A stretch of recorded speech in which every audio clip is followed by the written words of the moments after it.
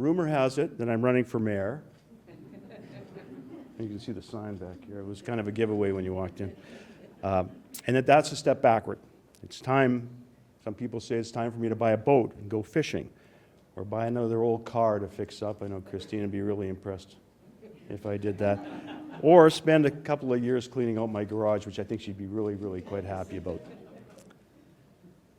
Well, I'm here to clear up one of the worst kept secrets in Saskatoon. I am indeed running to be your mayor. Thank you.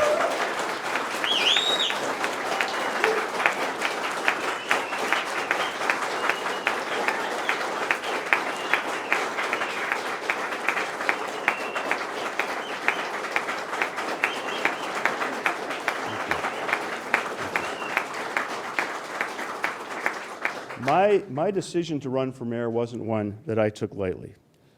As you know, I've had a rewarding career as a member of the Legislative Assembly for 14 years, most of which I spent in cabinet.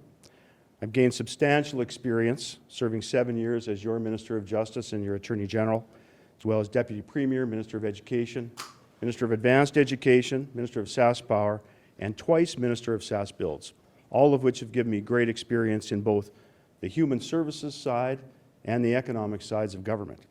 That, in addition to my years of practicing law here in Saskatoon at the McKercher firm, I'm now ready to bring all that experience, along with my time as City Councillor and Saskatoon School Board Chair, back to Saskatoon, to my home, and to your city. Ladies and gentlemen, our campaign will be built on three fundamental pillars: public safety, affordability, and transparency. These pillars are embodied in our slogan, safe streets and smart spending. And these aren't just catchy phrases. They're the foundation of my vision for Saskatoon, and I know that you all share them. First, let's talk about public safety. Safe streets are essential for a thriving community. Everyone in Saskatoon deserves to feel secure, whether they're walking in Silverwood Heights, Grosvenor Park, Silver Spring, Riversdale, or Confederation Park. Safe streets are not just for the average citizen, but for everyone, especially those who are vulnerable. Safety is a right of all citizens. It's not just about responding to crime, but preventing it. Creating a sense of community where everyone looks out for each other. Engaging our protective services and our community partners in reviewing our community safety plans will be a priority, as well as ensuring that we're providing the proper resources to support those plans. Safe streets mean a better quality of life for everyone.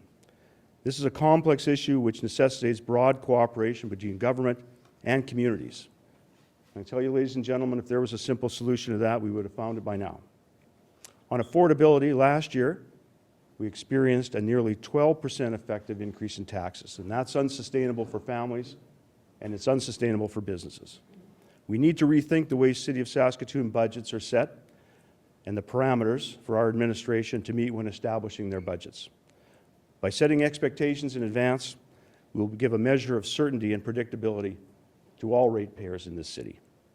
We need to ensure we remain competitive, and if we want to retain and attract new business to this great city.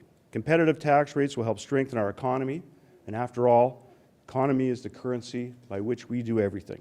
A strong economy allows us to deliver the services that we all want and the services that we all need. We need smart spending to ensure every dollar is spent wisely. We must provide essential services without burdening our taxpayers. It's time for a budget that prioritizes what truly matters, without resorting to massive tax hikes. Remember, safe streets require smart spending, and we can achieve both these through careful planning and responsible management. Transparency at City Hall is our third pillar.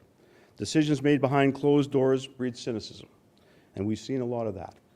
We need to bring these discussions into the open and involve the community in all our processes.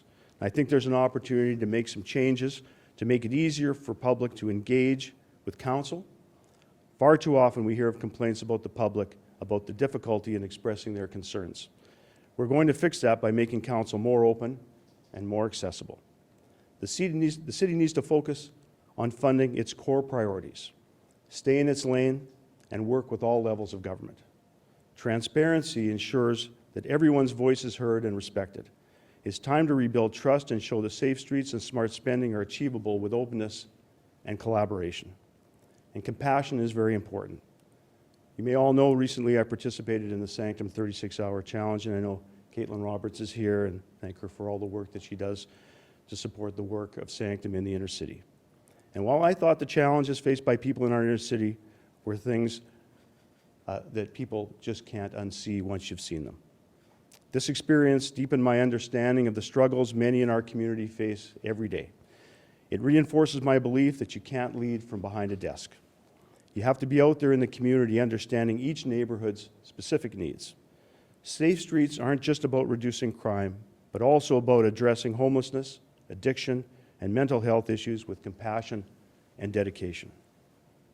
This is our chance to build a city that just doesn't serve us today, but creates a legacy for our children and grandchildren. A city that my parents envisioned when they immigrated here 70 years ago. I want to continue to build that city not for my benefit or for yours, but for our children and for our grandchildren.